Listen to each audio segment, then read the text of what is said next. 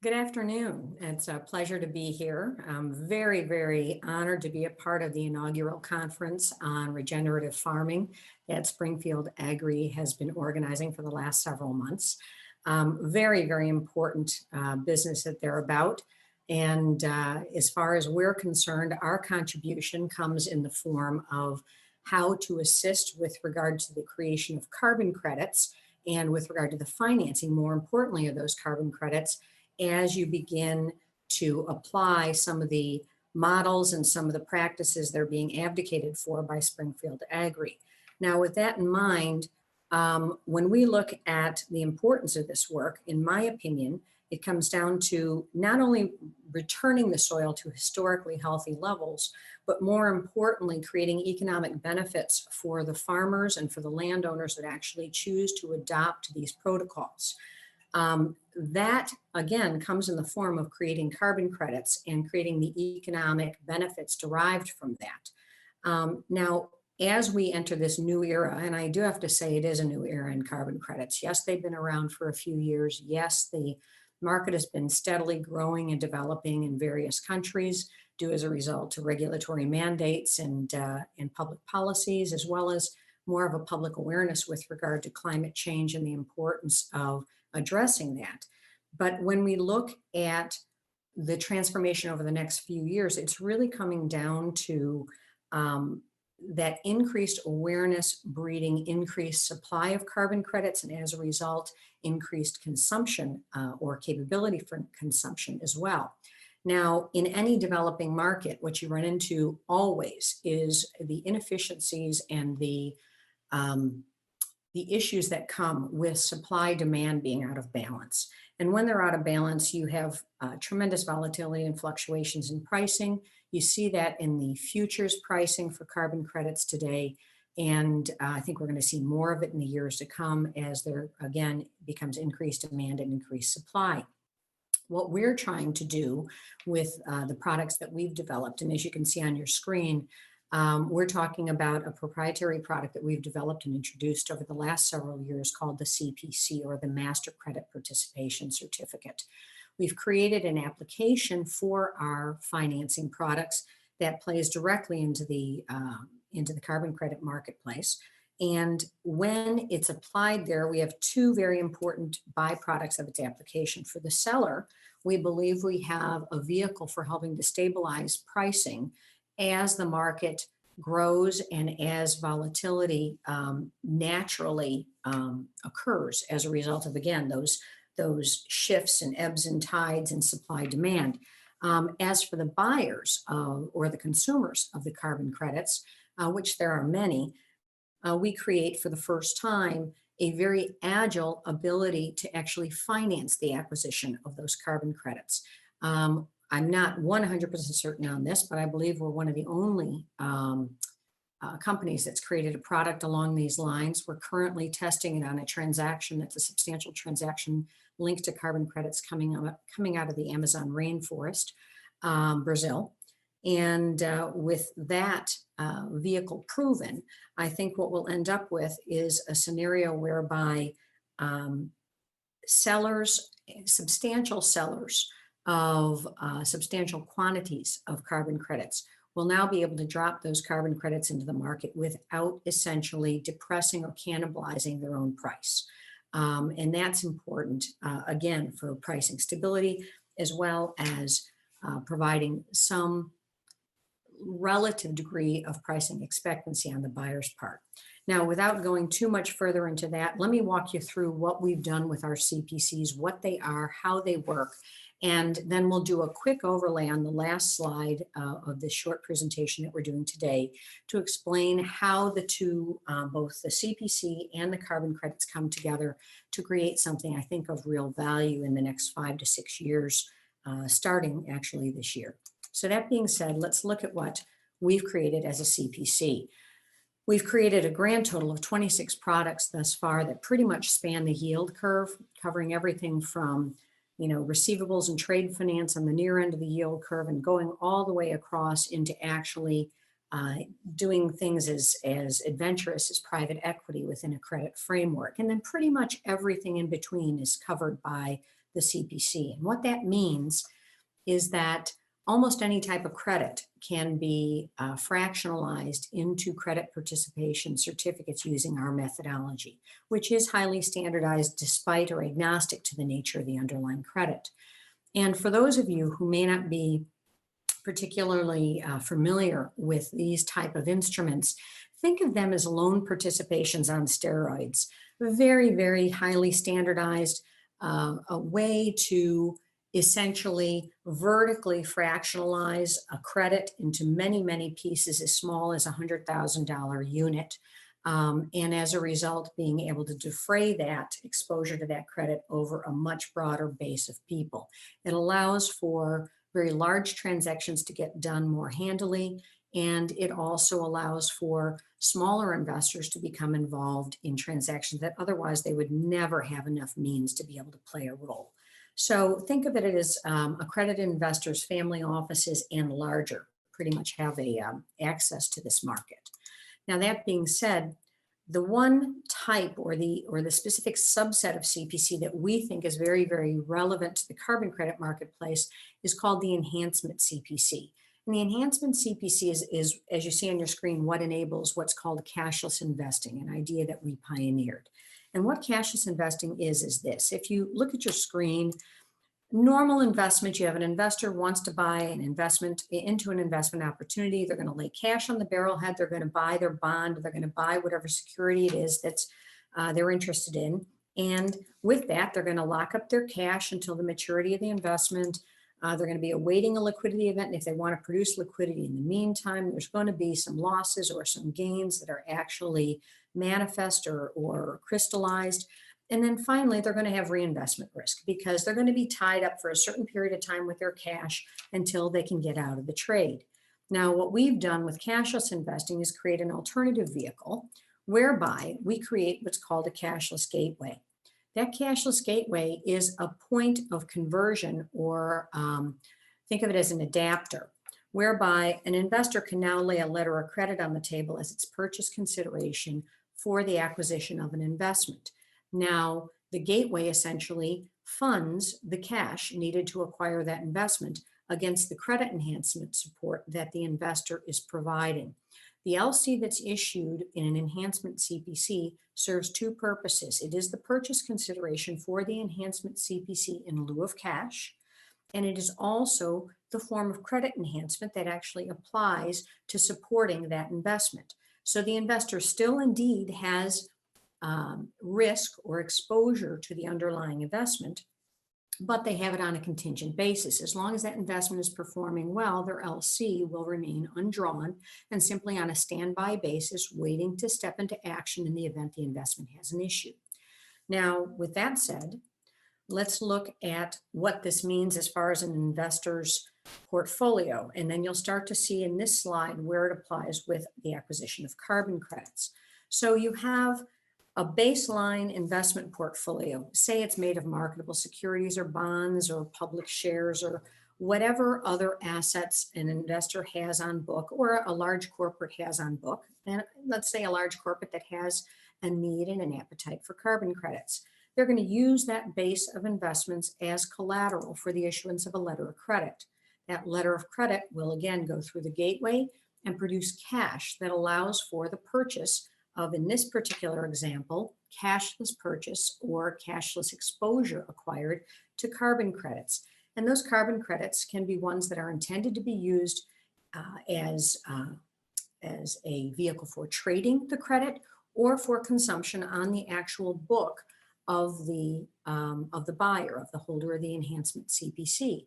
The net effect is what you see here. You have your underlying portfolio remaining intact and undisrupted, continuing to do what it always did.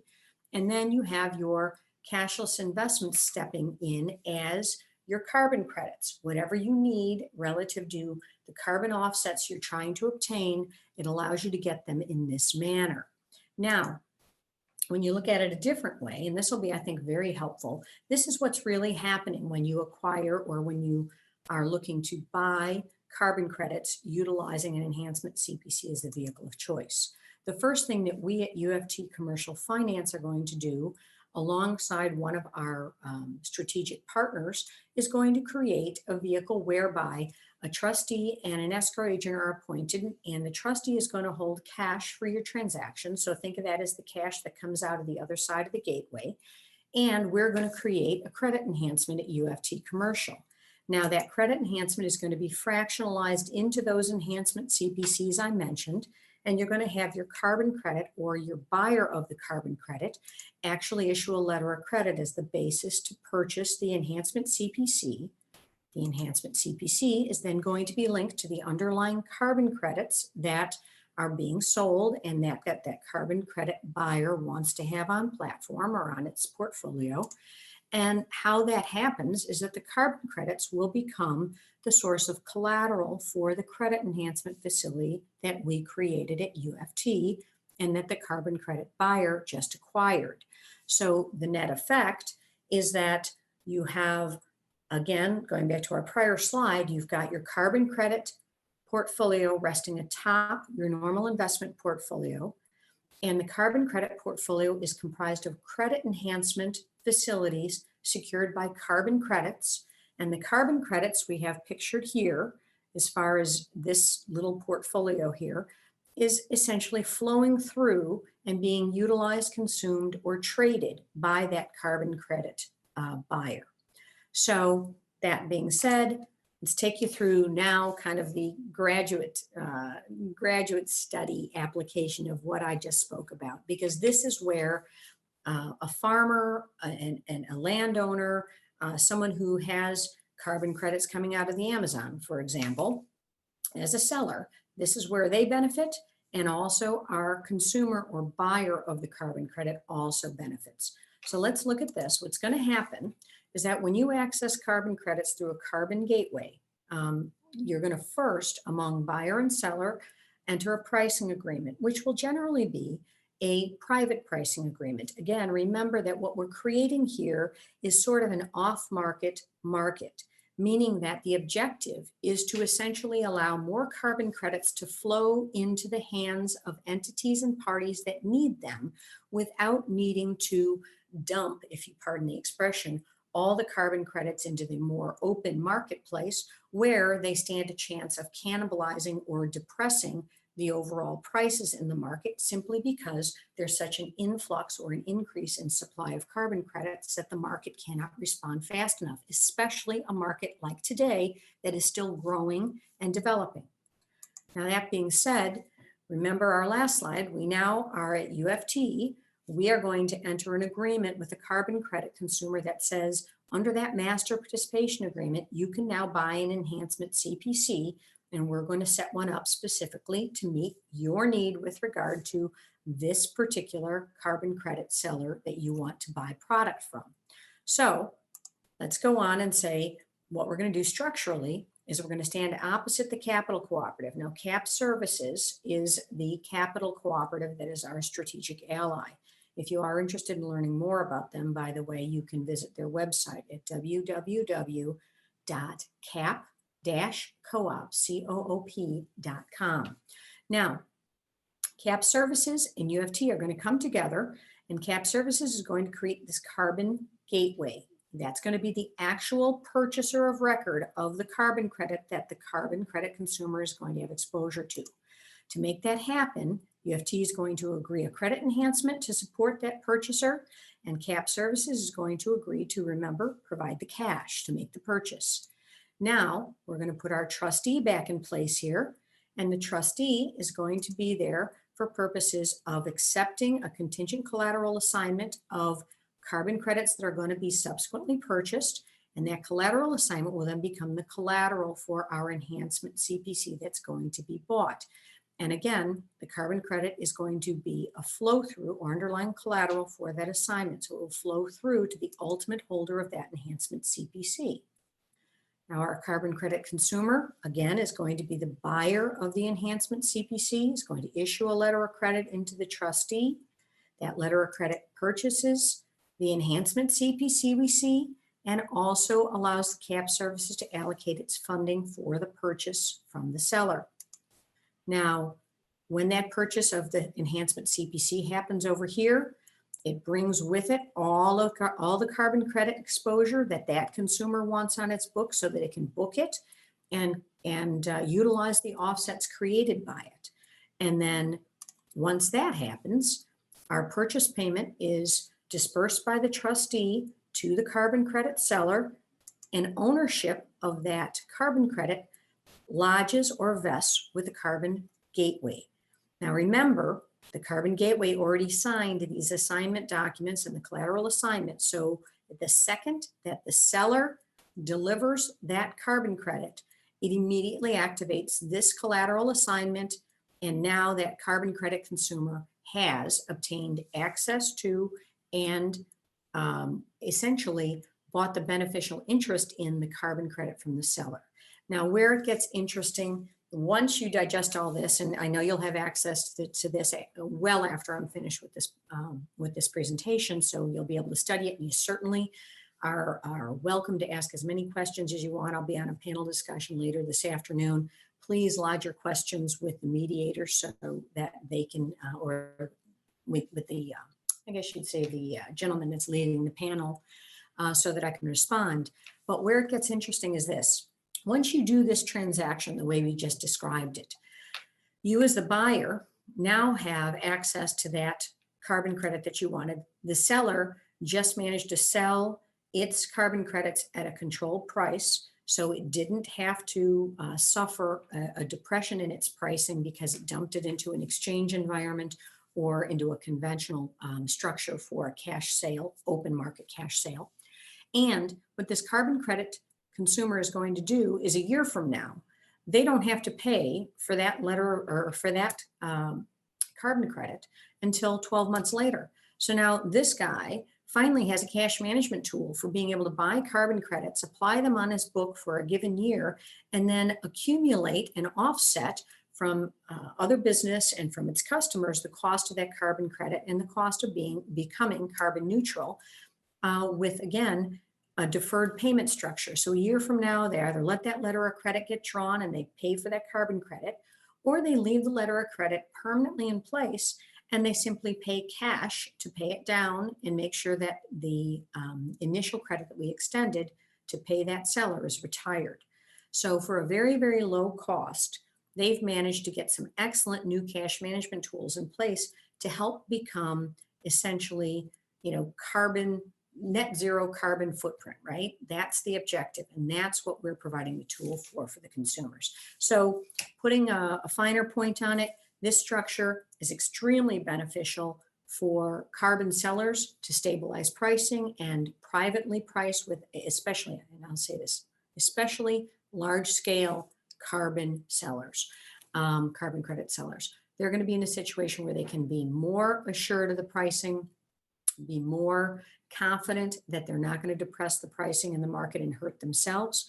And likewise, the carbon credit consumer on this point will, for the first time, have one-year credit terms that they can rely on when they go buy their carbon credits. And that is what we've been developing at UFT. That's what the CPC can do. And I'll add one last point to this. What's also interesting is that the CPC, as we evolve the market, is moving very, very quickly towards the development of a regulated financial exchange in these instruments, which means that when you hold an enhancement CPC, you will likely be more liquid. Should you need to dispose of your CPC, you should be able to liquidate it fairly near term. We anticipate having market makers and that exchange vehicle in place within the next 12 to 18 months. So in the meantime, this provides some very, very helpful tools, and hopefully the sellers on this watching this presentation, as well as the buyers, can see an application for making their life a little bit easier and a little more manageable. So that being said, again, I welcome the opportunity to respond to your questions later this afternoon. Please feel free to submit them, and I will look forward to further discussion. Thank you so much. And again, thank you very much to the team at Springfield Agri for inviting us and for allowing us to introduce the CPC into the carbon credit marketplace. Have a wonderful day, and thank you very much.